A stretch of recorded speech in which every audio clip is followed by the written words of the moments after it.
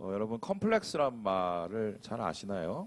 보통 우리나라에서 이 컴플렉스를 얘기하면은 열등감을 많이 떠오릅니다. 그래서 어떤 사람이 자존감이 약해서 어떤 부분이 건드려지면 그 열등감이 더 크게 증폭되는, 그걸 이제 컴플렉스라고 얘기하는데, 이 사실 컴플렉스는 그런 말보다는 좀 더 훨씬 넓은 말입니다. 다음에서 보듯이 이 컴플렉스라는 말 자체가 이게 복잡한이라는 뜻이에요. 그래서 이거는 어떤 거냐? 어떤 감정에 의해서 통합되어 있는 관념이나 기억의 복합체, 인간의 심리에 영향을 주는 내면의 구조, 요제프 브로이에 의해서 처음 대두됨, 이렇게 얘기하지만 아주 쉽게 설명하면 이런 건데요. 복잡 미묘한 심리 체계입니다. 우리가 과거에서 경험을 하고 상처를 받고 트라우마도 있고 또 좋은 기억도 있고 막 이런 것들이 중첩되죠. 근데 이게 쌓이고 쌓이다 보면은 어느새 우리의 인격에 영향을 주고 우리의 감정에 특별히 영향을 줍니다. 근데 그 영향이 좋게도 나타나지만 나쁘게 나타나는 경우가 많은데, 그때 이 사람이 왜 이렇지 하고 고민을 하기 시작을 하다가 알아보니까 뭔지는 잘 모르겠으나 복잡 미묘한 뭔가가 있다는 거죠. 그러면서 이게 컴플렉스가 됐어요. 그래서 이 개념을 처음 얘기한 거는 요제프 브로이어인데, 사실 이제 우리나라에는 왜 이게 열등감하고 같이 왔냐면 아들러라는 프로이드의 제자의 영향을 받았기 때문이에요.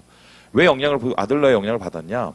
이분이 이제 일본에 굉장히 큰 영향을 줬는데, 일본의 심리학을 우리나라에서 그대로 받아들이면서 이 컴플렉스가 열등감 컴플렉스, 열등성 컴플렉스로 이렇게 아예 자리를 잡아버렸습니다. 하지만 실제적으로 이 컴플렉스는 훨씬 개념이 커서, 예를 들어서 피터팬 컴플렉스, 신데렐라 컴플렉스, 오디푸스 컴플렉스, 이런 여러 가지 다양한 것들이 있어요. 그리고 이러한 컴플렉스의 개념을 확장시키고 더 발전시킨 사람이 누구냐면 바로 이 사람인데요. 보여주시죠. 칼 융입니다. 이분은 이제 컴플렉스에 대한 여러 사례들을 이렇게 분석을 하면서 이렇게 얘기를 했는데, 사람들은 자기가 어떤 컴플렉스를 가지고 있는지를 안다. 그러나 컴플렉스가 그를 가지고 있음을 모른다라고 했습니다. 이런 겁니다. 너 무슨 컴플렉스 있어? 나는 뭐가 약해 이렇게 얘기를 하지만, 그거는 내가 가지고 있는 게 아니라 실제적으로 그런 컴플렉스에 내가 지배를 받고 있는 거예요. 그래서 이게 언제 나타나냐면 문제가 생길 때 발생을 합니다. 이런 건데, 도대체 이 상황에서 이렇게까지 반응할 필요가 없는데 이 사람은 좀 이상하게 막 반응이 툭툭 튀어나와요. 남들이 안 하는 행동을 막 툭툭툭 하고 말을 하고, 그리고 그거를 더 배로 또 이 파괴력을 가지고 마음속에 이렇게 상처가 남고, 이 이유가 뭐냐면은 이 컴플렉스에 의해서 이성적, 감성적인 왜곡이 일어나서 냉정한 판단, 객관화를 시키지 못하게 되는 거예요. 그래서 이런 컴플렉스 때문에 나중에 어떻게 되냐면 일탈 행동까지 자행하게 되는데, 이 컴플렉스를 제대로 다루지 못했기 때문이다. 오늘 말씀에 그 사울이라는 사람도 이러한 모습이 드러나고 있는데, 지금 사울이 왕으로 뽑혔어요. 여러분 얼마 전에 선거가 있었죠? 선거 끝나고 나면 여러분 아시겠지만은 이제 그 몇백 표를 이겼습니다, 몇천 표를 이겼습니다 하면 당선 사례를 하면서 발표하고 박수 쳐주고 만세하고, 심지어는 이번에 떨어지신 여기 분도 감사했습니다, 열심히 하겠습니다 이렇게 붙여놓죠. 그러면 사울이 최초로 이스라엘 왕이 됐단 말이에요. 그럼 사람들이 박수를 쳐고 만세 불렀을 거 아니에요. 그때 사울이 어디에서 뭘 하고 있었을까? 여기에 대해서 22절에 이렇게 얘기를 하고 있습니다. 우리 같이 한번 읽어보도록 하지요. 시작! 그러므로 그들이 또 여호와께 묻되 그 사람이 여기 왔나이까? 여호와께서 대답하시되 그가 진보다리들 사이에 숨었느니라 하셨더라. 어디에 있었다고요? 진보다리 숨어 있었어요. 신기하죠? 그래서 이 장면을 제임스 스매탐이 이렇게 그렸습니다. 보여주세요. 저 눈을 보세요. 저 눈이 어떻게 보입니까? 평안해 보이시는 않죠. 사람들의 눈을 피해서 있습니다. 도대체 이해가 안 됩니다. 이 사람이 너무 놀랐나? 이런 거죠. 우리가 보통 수상 이렇게 발표할 때 전혀 예상치 못한 사람들이 되면 깜짝 놀라서 어쩔 줄을 모르는, 아마 지금 사울이 그러고 있는가? 그런데 그게 아니에요. 미리 사무엘이라는 선지자가 사울에게 가서 너 왕이 될 거야, 준비해. 그러면서 이런저런 얘기를 다 해주고 머리에 기름까지 다 부어줬어요. 알고 온 거예요. 알고 왔는데 왕으로 뽑혔어요. 뽑혔는데 그 자리에서 숨어 있었다는 거예요. 이상하죠? 이런 이상한 행동을 뭐 때문이라고요? 바로 컴플렉스 때문이다. 자, 그렇다면은 사울은 어떤 컴플렉스의 영향을 받았을까? 전후좌우를 보면 가장 대표적인 열등감 컴플렉스라고 할 수 있는데, 이 열등성 컴플렉스를 받게 된 그게 아주 직접적인 이유, 뭔가 결핍이 있고 약점이 있으니까 그걸 파고들었겠죠. 그런데 사울의 이 소개, 사울이 어떤 사람인지 소개를 보면 전혀 겉으로는 그래 보이지 않아요. 멀쩡해요. 우리 함께 9장 2절의 말씀을 같이 한번 읽어보도록 하겠습니다. 시작. 기스에게 아들이 있으니 그의 이름은 사울이요 준수한 소년이라. 이스라엘 자손 중에 그보다 더 준수한 자가 없고 키는 모든 백성보다 어깨 위만큼 컸더라. 네, 남자는 일단 키가 크고 봐야지, 그죠? 이 당시에 평균 신장이 한 160, 170 됐는데 머리가 하나 더 있었어. 제가 181이거든요. 지금 저 쪼그라들고 있지만 저보다는 더 컸던 거야. 그러면은 그 정도 키면 아주 대단한 키죠. 머리가 하나 툭 튀어나온 거예요. 뿐만 아니라 얼굴도 잘생겼어요. 야, 이거면 뭐 정치인으로서 훌륭하죠. 거기다 리더십까지 있어. 근데 여기서 끝난 게 아니에요. 그의 가문이 기스의 가족인데 이 가족이 그래도 베냐민 지파에서는 좀 유력한 뭔가 좀 그래도 사는 집안이었단 말이야. 그러면 집안도 그냥 괜찮아. 우리 보기엔. 그리고 잘생겼어. 키도 커. 그리고 막 좀 리더십도 있어. 그러면 다 갇힌 사람이야. 그런데 왜 이 사람이 무엇 때문에 이렇게 열등감 컴플렉스에 걸렸을까? 여기에 대해서 사울이 사무엘에게 이렇게 대답을 하는데 우리 같이 한번 21절 말씀을 같이 읽어보겠습니다. 시작. 사울이 대답하여 이르되 나는 이스라엘 지파의 가장 작은 지파 베냐민 사람이 아니니까 또 나의 가족은 베냐민 지파 모든 가족 중에 가장 미약하지 아니하나이까 당신이 어찌하여 내게 이같이 말씀하시나이까 하니. 다른 사람의 눈에는 멀쩡해 보이는데 사울은 자기 안에 약점이 있는 걸 알았어요. 그 약점이 뭡니까? 바로 그의 출신 성분이었습니다. 그가 한마디로 강남 출신이 아니었던 거야. 그럼 어디 출신이냐? 베냐민 지파 사람인데 당시에 이제 12지파 중에 베냐민 지파는 어떤 지파냐면 제일 하찮게 보이는 사람들의 비난을 받아왔던 지파입니다. 왜 이러냐? 예전에 안 그랬어요. 예전에는 그 12아들 중에 제일 사랑받는 아들 중에 한 명이었어요. 그런데 이제 정착을 하고 나서 사사의 시대가 끝날 즈음 어떤 일이 있었느냐? 소위 말해서 그 레위 자손의 첩이 강간당하는 사건이 일어납니다. 그냥 강간당하는 게 아니라 성폭행을 당해서 죽어요. 그러니까 열이 받아갖고 이 사실을 딴 데 알려서 이 인간들을 처벌하자. 그러면서 싸움이 벌어졌는데 그 싸움이 결국 어떻게 벌어졌냐? 1대 11로 벌어진 거야. 그 일이 누구냐면은 베냐민 지파였어요. 그리고는 전쟁이 나서 어떻게 됐느냐? 몰살을 당합니다. 단 5, 600명도 안 남았어요. 그럼 5, 600명 남아도 그나마 어떻게 해요? 유지를 해야 되니까. 결혼을 시켜야 될 거 아니에요.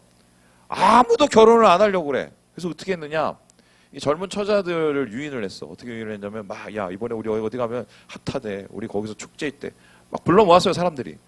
그리고는 축제 열기가 막 흥이 높아지자 어떻게 했습니까? 이 베냐민 지파를 거기다 보내갖고 보쌈을 시킵니다. 납치. 그래서 겨우 자기들의 그 명맥을 유지하던 그런 지판이 사람들에게 얼마나 하찮게 여겨졌겠습니까? 아니 내가 왕이 되면 저 사람들이 나를 어떻게 볼 거야. 최소한 왕이 되려면 유다 지파 정도는 되던가 에브라임 정도는 돼야 뭐 이렇게 인정을 받을 텐데 우리 베냐민은 조그만 데다가 막 이런저런 일로 비난을 받고 있는데 내가 왕이 되겠어? 이런 생각에 미리 지레 마음속으로 이게 뭐 자기의 약점에 빠져 있는데 중요한 것은 그렇게 빠져있는 사울의 모습을 통해서 그게 컴플렉스가 돼서 전혀 모든 사람이 이해하지 못할 저런 이상한 행동을 하고 있는 것이다.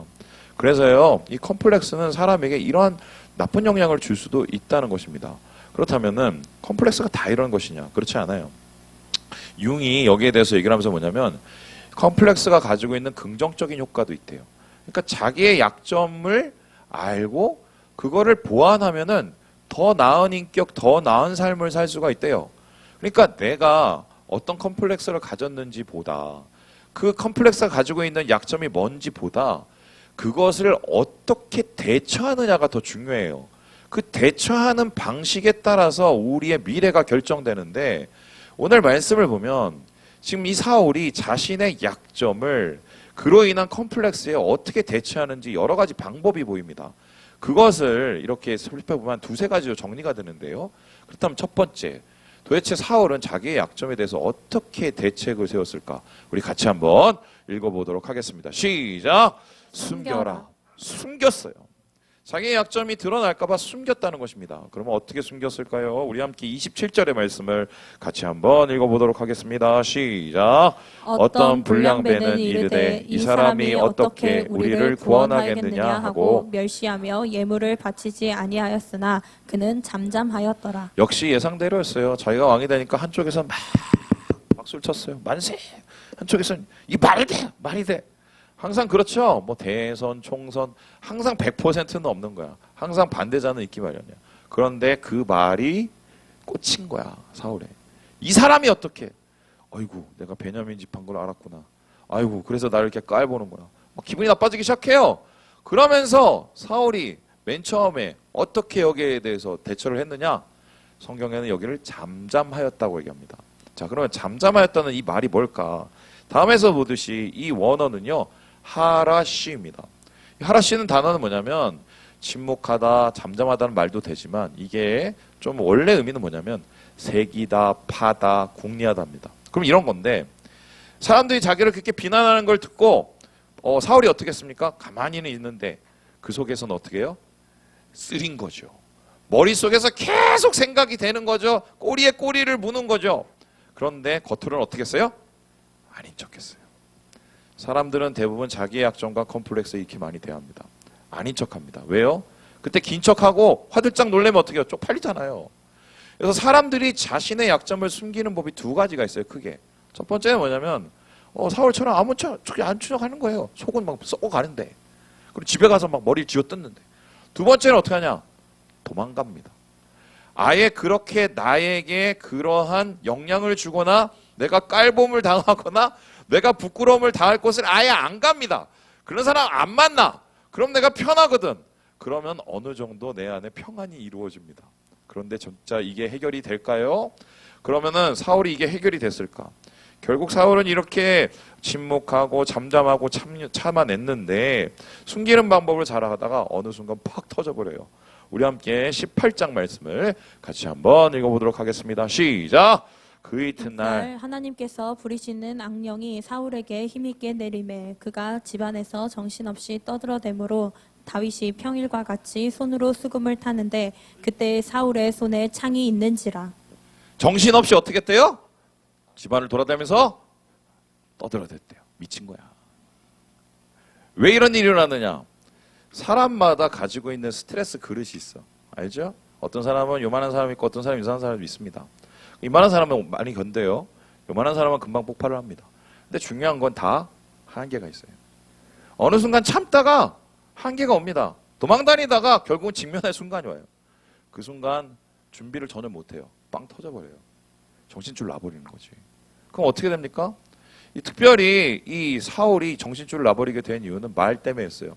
이 사람이 어떻게 이걸 막 머릿속에 숨기겠다. 그 다음에 어쩌면 골리앗이 나타나는데 엄청난 거야. 근데 그거를 다윗이 이겼어요. 그리고 나서 다윗이 이기고 오는데 막 사람들이 박수를 치면서 야 사울왕이 이겼다 하면서 사울은 천천히요. 여기까지 했으면 되는데 그 다음에 뭐라고 그랬어요? 다윗은 만만히요. 미쳐버리는 거죠. 그러면서 다윗을 볼 때마다 이게 숨겨왔던 감정이 어느 순간 펑 터지는 거예요.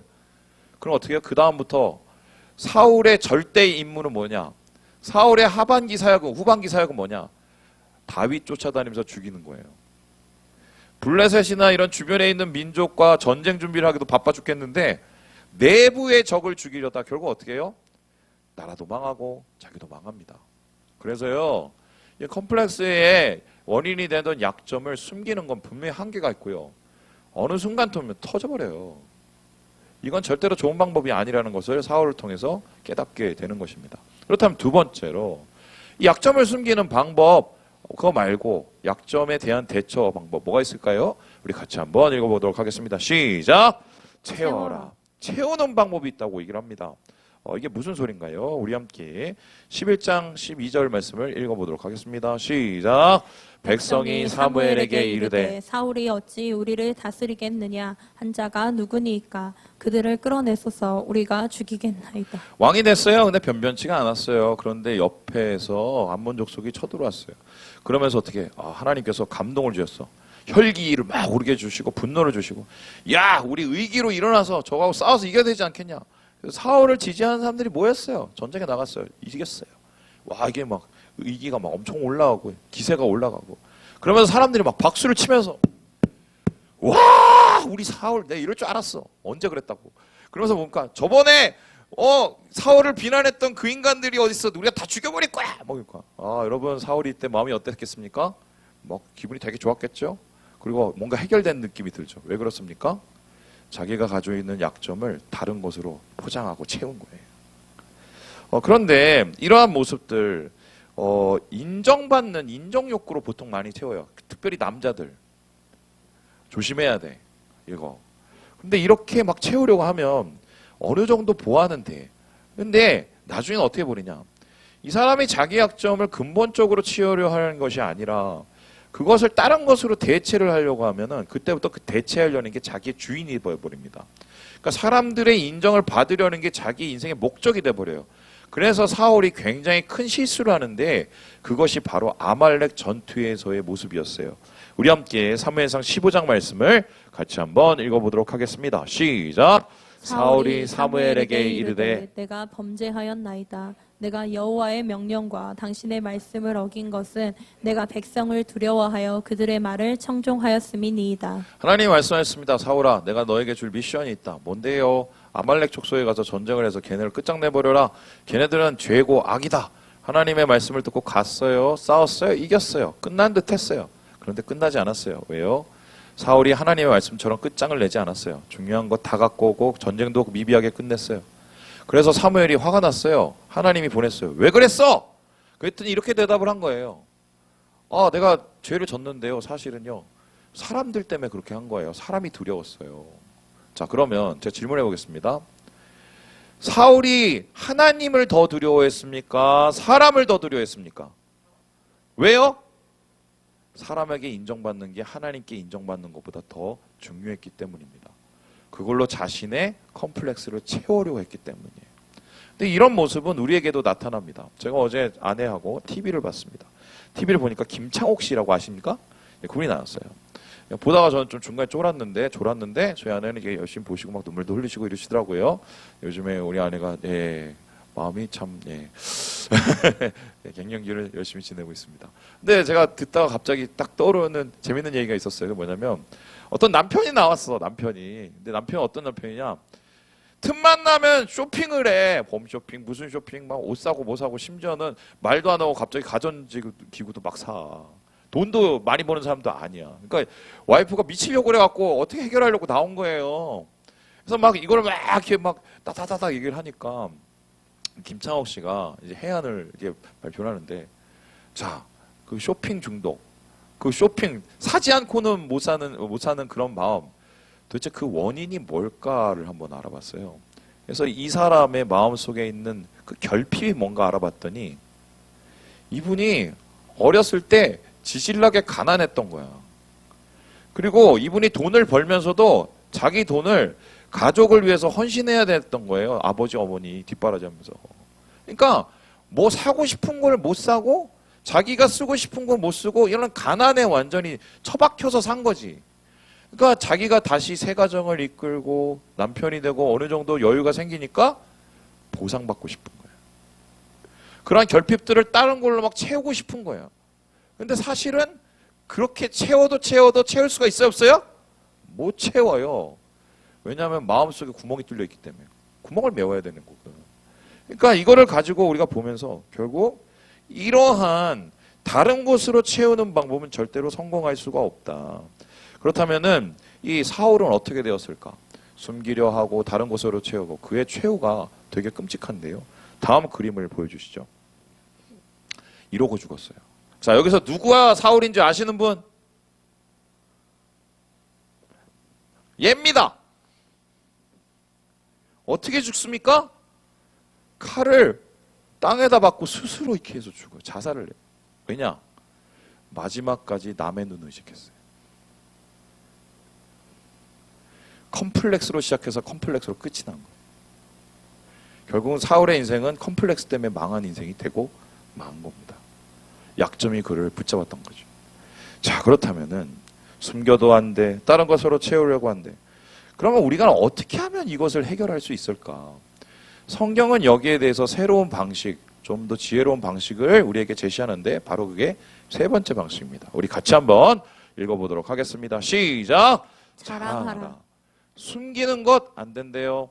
채우는 것 한계가 있대요. 뭘 하라고요? 자랑. 이게 말이 되냐 말이 되냐. 근데 말이 되는 걸 이제 알려드릴게요. 사울이 그렇게 컴플렉스와 약점 때문에 망했어요. 그러고 나서 1000년이 흘렸어요. 1000년이 흐르고 어떤 일이 있었느냐 보여주시죠. 이 사람이 나옵니다. 이 사람의 이름은 뭐예요? 사울입니다. 1000년의 시간. 왜 사울이냐? 베냐민 지파였어요. 똑같이.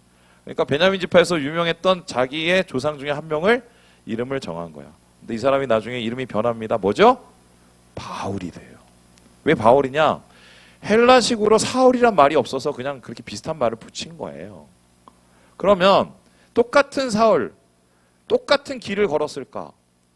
이 사람이 예수 믿기 전에는 잘 나가던 사람이었어요. 집안도 잘났고 배우기도 잘 배우고 가진 것도 많고. 근데 예수 믿고 나서 이것저것 다 잊어버렸어. 다 뺏겼어. 그런데 그거 다 감당을 했어요. 근데 도대체 감당할 수 없는 한 가지가 있었어요. 그게 뭐냐? 자기의 뼈아픈 약점이 하나 있어. 그게 뭐냐면 하나님께서 주신 육체의 가시예요. 그 육체 가시가 뭘까? 학자들이 여기에 대해서 여러 가지의 썰을 제시하는데 저는 이게 이것저것 다 읽어보면 그것 같아요. 안질 아니면 간질이에요. 실제적으로 이 바울이 선교 여행을 했었을 때 어떤 일이 있었었냐면 막 선교를 하고 말씀을 전하다가 갑자기 눈깔이 뒤집히면서 개거품을 물면서 자빠졌어요. 그런 일이 있었어요. 그리고 몇 분 후에 다시 이렇게 멀쩡하게 태어났어요. 아마 이 간질 증상이 있었을 가능성이 있는데 여러분 생각을 해보세요. 이런 상황이 벌어지면 여러분은 어떻겠습니까? 제가 아주 구체적으로 설명을 해볼게요. 제가 이렇게 말씀을 전하다가 갑자기 눈깔이 뒤로 뒤집히고 갑자기 개거품을 물면서 자빠진 거야. 그리고 5분 후에 깨어났는데 아무것도 아닌 것처럼 하고 깨어날 수 있을까 없을까? 아마 그렇게 되면 다음 주부터 여기 계시는 분의 절반은 없을걸요? 아마 이러니까 이거 미치는 거예요. 그래서 하나님 앞에 기도를 했어요. 하나님, 이건 아니잖아요. 사역을 못 하겠는데 이거 내가 쪽팔려요. 이거 어떻게 해? 나 불안해서 하나님 앞에 기도를 했더니 하나님이 뭐라고 하셨냐? 이렇게 얘기를 하십니다. 우리 함께 고린도후서 12장 말씀을 같이 한번 읽어보도록 하겠습니다. 시작! 나에게 이르시기를 내 은혜가 내게 족하도다. 이는 내 약한 데서 온전하여 짐이라 하신지라. 그러므로 도리어 크게 기뻐함으로 나의 여러 약한 것들에 대하여 자랑하리니 이는 그리스도의 능력이 내게 머물게 하려 함이라. 하나님께서 아니야. 내비둬. 아유, 내가 힘들어 죽겠는데 내비둬. 왜요? 그게 되게 좋은 거야. 왜 좋아요? 너 그 약한 데서 하나님의 능력, 내 능력이 일어나는 거야. 이렇게 얘기를 합니다. 그리고는 오히려 그거를 뭐라고 해요? 자랑을 해요. 자랑을 하는 건 어떻게 해요? 까발기란 소리예요. 이게 말이 됩니까? 말이 됩니까? 말이 돼요. 제 얘기를 하나 해드릴게요. 아마 아시는 분 알 거예요. 제가 1992년도에 처음으로 데이트를 했습니다. 그 전에 저 좋다고 쫓아다니는 사람도 있었고 제가 쫓아다니는 사람도 있는데 한 번도 데이트다운 대회를 한 번도 해본 적이 없어요. 예, 그래서 아직도 기억하십니다. 정희경 씨 지금 뉴질랜드에 살고 계시는데 데이트를 하고 100일을 만났어요. 뭐 맨날 만나진 않고 뭐 가끔 만나고. 근데 이 친구가 이제 만나는데 점점 얼굴이 시커매지는 거야. 그러더니 100일 날 내가 까였어요. 아주 매몰차게 까였어요. 난 이해가 안 됐어. 내가 왜 까였을까? 그런데 그 친구 정유경 씨의 여친, 친한 찐친이 저를 찾아왔어요. 이름이 변연순 씨였습니다. 저 이렇게 물어보는 겁니다. 오빠! 그래서 왜? 했더니 오빠 왜 차였는 줄 알아? 몰라. 나 진짜 몰라. 했더니 변연순 씨가 저에게 뭐라고 그랬냐면 오빠가 너무 어둡대. 얘가 알아버렸구나. 내가 어두운지. 그런데 그게 아니었어. 내가 만나면은 막 행복하게 이쁘게 막 사귀고 데이트도 하고 막 이래야 되는데 만날 때마다 난 뭔 생각을 했느냐? 얘가 나를 너무 깊이 알면 어떡하지? 내 지난 삶을 알면 어떡하지? 뭐 내가 뭐 대반한 삶도 살고 아니고 1번 찌질나게 가난했고 이번 우리 집 맨날 싸웠고 그리고 막 맨날 평안하진 않았어. 내 일부에는 이렇게 자세하게 얘기도 못했어. 일어나면 싸워. 일어나면 미치겠는 거야. 예, 아주 그냥 아휴. 그러니까 어디 가서 집 얘기 나오면 저는 한없이 작아지는 그런 사람이었어요. 그래서 사람들을 만날 때 전 오래 못 만나요. 왜냐하면 만나면 나를 너무 잘 알까 봐. 우리 집을 알고 나를 알고. 왜냐하면 집이 곧 나였으니까. 그래갖고 제가 볼 때마다 그 생각을 계속 고민했던 것 같아. 그러니까 이 친구는 그런 생각도 없이 왔다가 맨날 인상 쓰고 거기서 얘 그러고 있으니까 저 인간 도대체 뭐야 그러고 면서 아, 더 이상 재미없으니까 못 만나겠다 그러고 저를 깐 거예요. 제가 그때 알게 됐어요. 야, 이거 해결 안 되면 뭘 해도 안 되겠다. 그래서 그 다음에 제가 어떻게 했냐면 제대한 다음에 세미나란 세미나는 다 돌아다녔어. 지유 세미나 무슨 세미나. 그래서 뭐 여기 가면 해결이 된다면 가서 가는데 막 또 펑펑 울고 와. 근데 또 그래? 또 저기 가면 막 그래. 그래서 또 어떻게 하면 뭐 치유가 되고 뭐 그래서 뭐 심리 상담을 공부하고 다 했어. 안 돼, 안 돼. 어느 날 내가 기도를 하는데 할 때 사장님 이 도대체 이게 어떻게 합니까? 어떻게 그래서 반은 울면서 내가 기도를 해서 반은 울면서 어떻게 근데 갑자기 제가 해성교회 그 지하 본당에서 기도를 하고 있는데 하나님이 제 마음속에 감동으로 말씀하시는데 성민아 나는 그 너의 약한 부분이 좋아. 그것 때문에 너를 사랑하는 거야. 저한테 그렇게 말씀하셨어요. 이게 이해가 됩니까? 약한 부분 때문에 나를 사랑한다는 게 세상에 있어요, 없어요?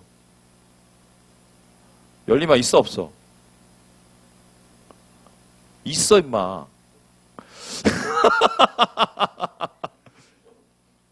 요즘에 예지가, 예지 얘기하지 말라고 그랬는데.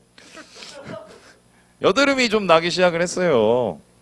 예. 그리고 이놈이 좀 이렇게 살이 쪘어, 요즘에 보면. 근데 키도 엄마만 해져. 뭐, 옛날에 비하면은 뭐 조금 뚱뚱해지고 얼굴에 막 이런 거 나기 시작을 했으니까 다른 사람들은 뭐 객관적으로 평가를 하겠지. 그쵸? 근데 나는 아직도 예지가 제일 이뻐요, 세상에서. 여드름이 이뻐. 그거 알아? 상당히 주관적이 되는 거야. 왜? 내가 아빠니까. 우리 하나님은 우리에게 상당히 주관적입니다. 왜요? 우리 아버지시거든요. 제가 그러고 나서 그 얘기를 듣고 좀 이렇게 뭔가 모르게 막 머리부터 발끝까지 막 쫑긋이 막 쓰는 거야. 막 이게 뭐 설명을 못 하겠더라고. 그러면서 막 울었어요. 막 울었어요. 그리고 제가 그 다음에 결단을 했어요. 뭘 결단했냐? 돌아다니면서 다 소문을 내기 시작했어요. 사실 우리 집은 굉장히 가난하고 어릴 때부터 우리 어머니는 짜장면이 싫다고 하셨어.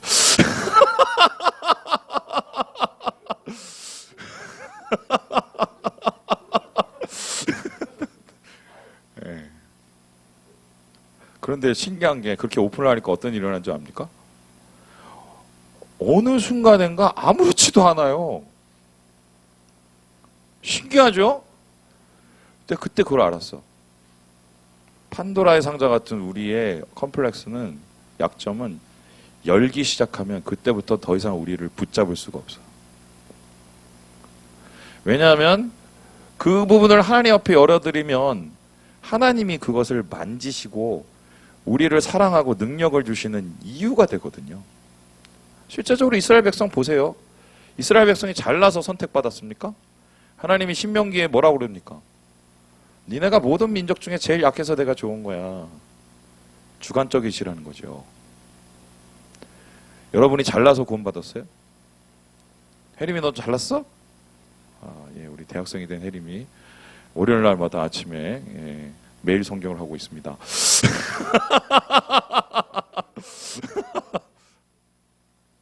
잘나서 구원받았냐고. 예? 여러분들이 가문이 좋아서 구원받았어요? 하나님 그래서 사랑하세요? 아니거든. 내가 잘나서 목사예요? 물론 좀 잘나긴 했어. 어떤 면에선. 근데 상당히 좀 부족한 사람이거든. 인격적으로나. 하나님이 사랑하시기로 작정하신 거예요. 우리가 우리의 약점을 열고 자랑할 수 있는 이유는 그거예요. 사람들이 뭐라고 해도 하나님이 내 모습 그대로 사랑하시거든.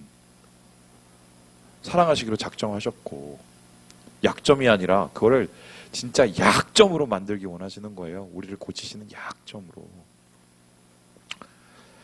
말씀을 마칩니다. 사랑하는 여러분, 약점은 오픈하면 그때부터 약점이 아닙니다. 하나님이 우리를 만지시고 고치시는 약점이 되세요.